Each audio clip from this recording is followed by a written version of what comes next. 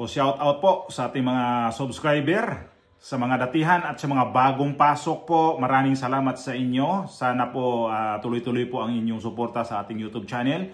At sa hindi pa po nakapag-subscribe, please subscribe po sa ating YouTube channel. At paki-like po itong video na to. Pakisuyo lang naman. At saka hihingi na nga rin ako ng pabor lagi na paki-subscribe po ang ating YouTube channel. Pamasko po. Hingi po ng pamasko, subscribe. Ganun lang po. Pindutin ang subscribe. Yun na. Maraming salamat. Ha? Okay. Napanood ko yung video nitong si Ambo David. Itong cardinal ba? Okay na sana na nagpasalamat siya. In fairness, pinasalamatan niya ang Iglesia ni Cristo sa kanilang ginawa noong November 15 at saka 16-17. Ipasok ko muna yung video para marinig niyo yung sinabi nitong Cardinal David na sinabi noon sa time na yon dito sa Iglesia ni Cristo. Naririto po tayo sa EDSA dahil ibig nating mapanumbalik ang transparency and accountability for a better democracy. Hindi ba ito rin ang naging panawagan ng mga kapatid nating dumagsa sa Luneta noong nakarang November 16 and 17? Gusto ko po publicly magpasalamat sa kanila para sa hindi namin inaasahang pakikiisa nila sa ating panawagan na ipinahayag na natin noong part 1 ng Trillion Peso March na ginawa natin last September 21. Transparency and accountability for a better democracy. Wow! Ang sigaw ng Luneta ay biglang naging pareho sa sigaw ng EDSA. Salamat sa Diyos at nagtatagpo ang ating mga adhikain. Kahit alam namin nabigla sila sa mga hindi inaasahang mga messages na lumabas sa bibig ng ilan sa kanilang mga invited speakers. At tuloy napilitang mag-alsabalutan ng mas maaga. Pinasalamatan niya, in fairness dito sa sa cardinal na to, na obispo, na pinasalamatan niya na ito ng INC na sa kanilang ginawang pag-rally noong 16-17. Kailang may pitik, di ba? Kung napansin niyo ang pitik ni Cardinal David, yung bandang dulo nung sinabi niya na nag-alsabalutan kasi hindi daw alam ng mga taga-Iglesia ni Cristo yung mga guest nila doon na may sinasabi. Siguro, ang tinutukoy nito yung kay Amy Marcos patungkol dito sa kanyang kapatid na mayroong sinasabi doon na nayanig ang buong mundo noon. Kahit alam namin nabigla sila sa mga hindi inaasahang mga messages na lumabas sa bibig ng ilan sa kanilang mga invited speakers. At tuloy napilitang mag-alsabalutan ng mas maaga. So, bakit pitikin pa? Kung nagpasalamat ka, okay na sana nagpasalamat sa Iglesia ni Cristo. Okay na sana para sa akin Kaya lang wag naman yung may pitik, Cardinal. Kayo nga sa inyong sa Katoliko pitikin ko na lang din to, no? Sa Katoliko nga hindi nga kayo hindi nga kayo magkaisa. Hindi ka kayo unite talaga Unite ba kayo mga Iglesia ni Cristo unite? In fairness, Iglesia ni Cristo, hindi ako iglesia pero mas bilib ako sa kanilang ginawa. Pero ang Katoliko na parang pinangalandakan na kami yun ang unang gumawa noon. Yung transparency, yung accountability at saka ano pa yung isang sinasabi niya. Parang pinangalandakan na amin yung palabra na yun. Tapos inadapt lang doon sa Luneta. Yun ang niya So, hindi na tayo pwede dito ngayon, Cardinal David, na makipag-contest. Kung against kayo sa ginawa ngayon sa gobyernong ito, gayahin nyo itong Iglesia ni Cristo. Kasi ang Iglesia ni Cristo walang pitik para sa mga Katoliko. Oo, aminin ko, mas kampi ako dito sa Iglesia ni Cristo. Kasi Wala naman silang pinaparinggan na mga religious group eh. Pero itong mataas na pinuno dyan sa Katoliko, okay na nga sana, kaya lang pinitik niya pa. Kailangan pa ba makipagkumpetensya kayo? Kailangan pa ba na para kayo ang sinasabi na solid na hindi na nanahimik ngayon? So i-compare nga natin sa mga tao na pumunta sa rally. Itong rally na roto nung sa INC, ang sinasabi ay nasa mga 600,000 daw yung pumunta. Mas mababa noon sa mga ginagawa nilang rally. Pero itong Katoliko, mas mababa rin naman ang ninyo yung average din sa mga tao. Pero hindi natin pag-usapan yung kung sinong marami, sinong konti.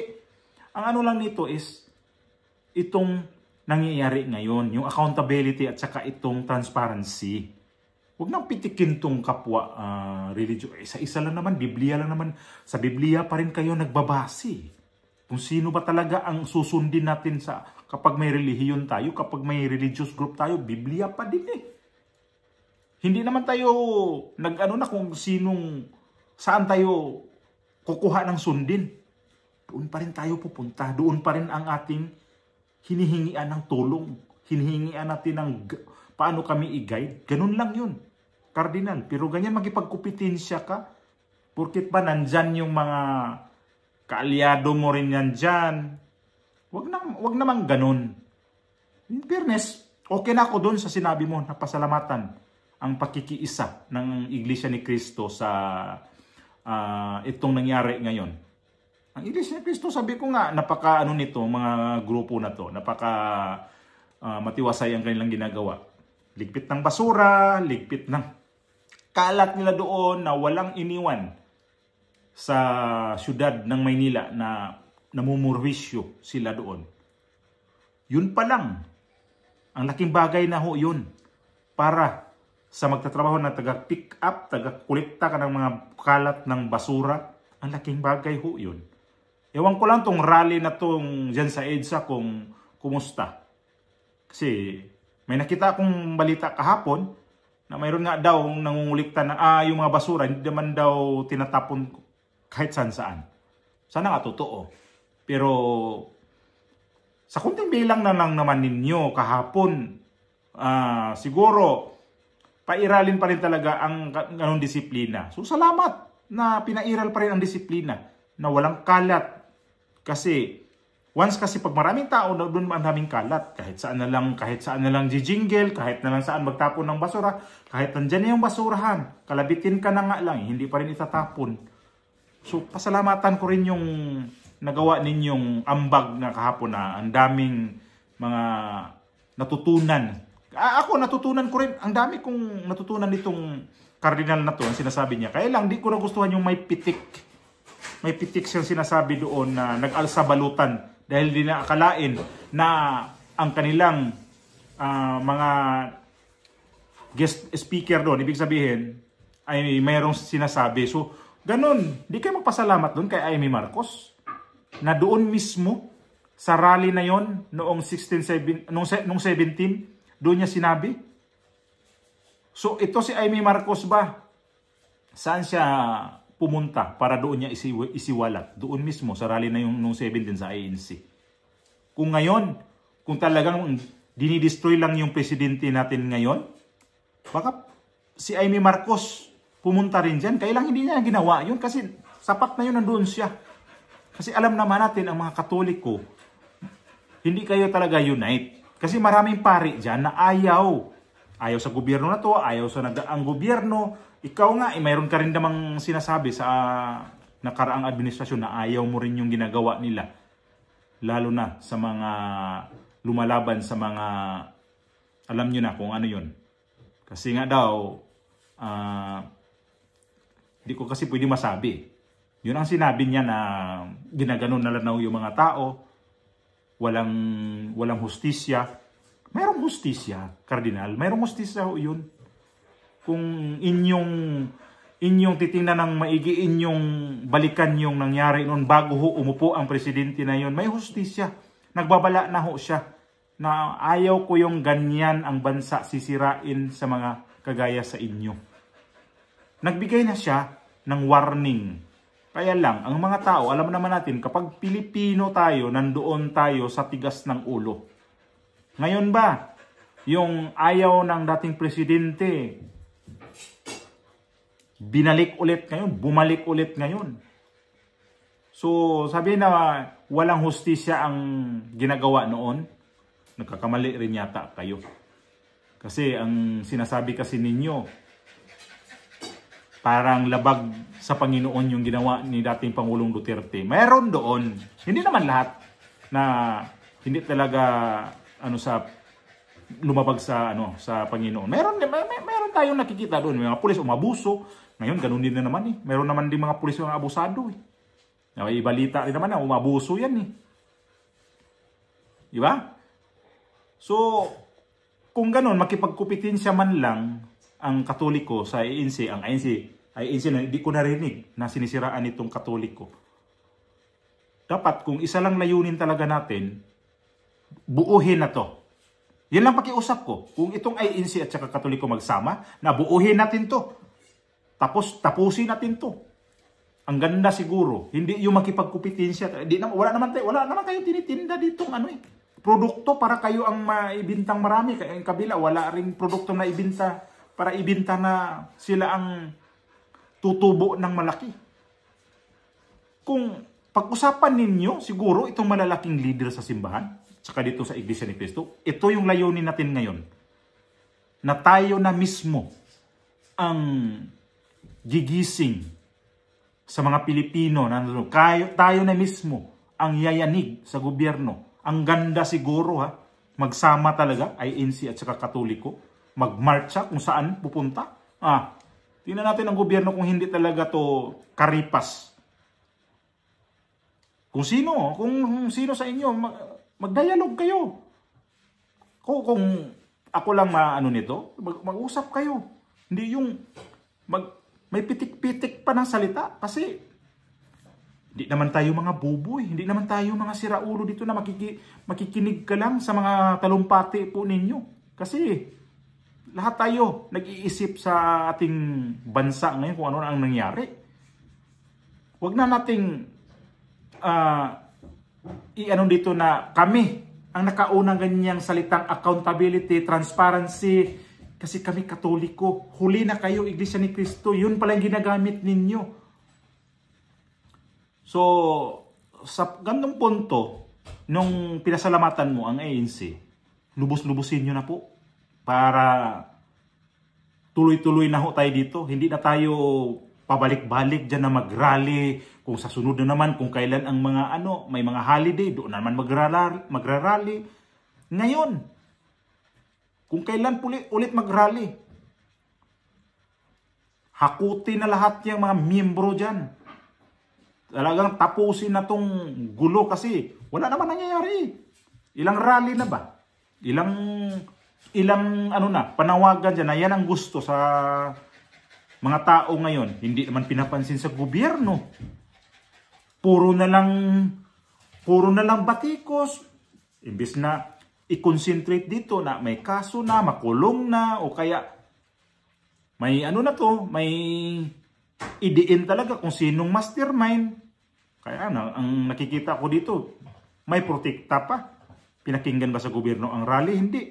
One time lang na rally. Tapos kayong mga lalaking religious group dyan, magsama-sama. Yanig ang gobyerno nito. Pustahan pa. Walang magawa ang mga dyan. Armed Forces at saka yung PNP. Ilang libo lang naman ang mga yan. Kung i-compare nyo mag-rally dyan ng mga 3 million, yan ang susugod kung saan sugurin itong para manahimik na itong bansang Pilipinas. Ayaw nyo ng mga sabihin ng Banana Republic ang Pilipinas. Banana Republic na tayo eh. Di na sabihin na hindi. Ilan na napatalis na presidente? 2. Kung ayaw nyo ng pangatlo, di walang katapos ang rally. Rally pa rin ang rally to. Walang pahinga ang mga tao dito. Wala tayong pahinga dito kasi kahit ako dito, di ko pwede magpahinga. Ngak ako ng ngak dito sa aking social media. Kasi dito lang naman ako pwede magsalita eh. Gaya ngayon sa mga ano, kagaya po sa mga ano, obispo, ay sa mga cardinal na yan, saan sila saan nagngangakak sila.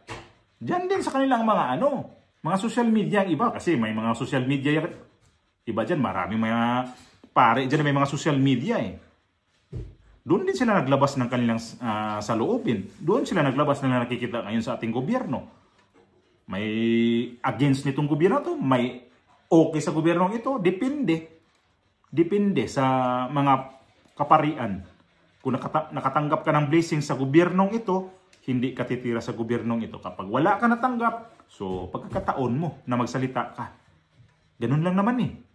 Gaya ngayon sa mga politician, nakatanggap ng biyaya sa itong administrasyon na to, wala, tahimik.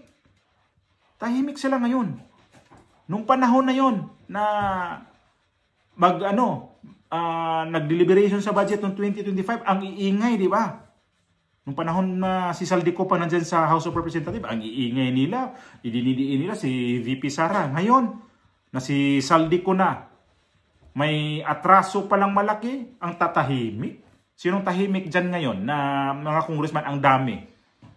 O magbanggit lang ako dyan, sa naalala ko lang, itong si Luistro sa Batangas. Itong si Suarez sa Quezon Province. Itong si Bini Abante.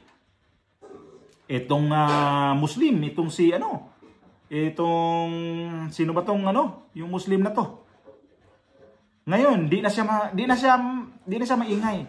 Itong si Ortega, nasangkot din sa mga flood control na may mga problema. Ang dami nila noon. Si Dong Gonzales. Itong si Dalipe. Ang dami diyan na sobrang ingay nila noon. Patungkol dito sa Vice Presidente, ngayon na ang kanilang isa sa leader pala nila na involved dito. Ha, Cardinal? Tahimik. Tahimik sila ngayon. Romualdez. Wala. Parang dinaanan sila ng dinaanan ng ipo-ipo. So wag na tayong gamitan ng papitik-pitik na mga salita. Alam na namin yun na bakit mo pinitik ang INC. Huwag na makipag-contest kasi parehas lang kayo dyan na, sabi ko nga, Biblia pa din ang hawak ninyo. Walang pinagkaiba. Ang problema lang sa doon sa ninyo, pagbigay na ng tawag nito, patungkol na sa Biblia. Yun lang yung nagka-diferensya. Para mga abogado ba? Itong batas na to, dapat kanya-kanya ng kanya-kanya ng sinasabi doon. Ganyan din sa yung sa mga relihiyon ngayon. Ito patungkol dito sa mga sa Biblia. Bersikulo na ganito, iba-iba na. So magkaisa na lang dapat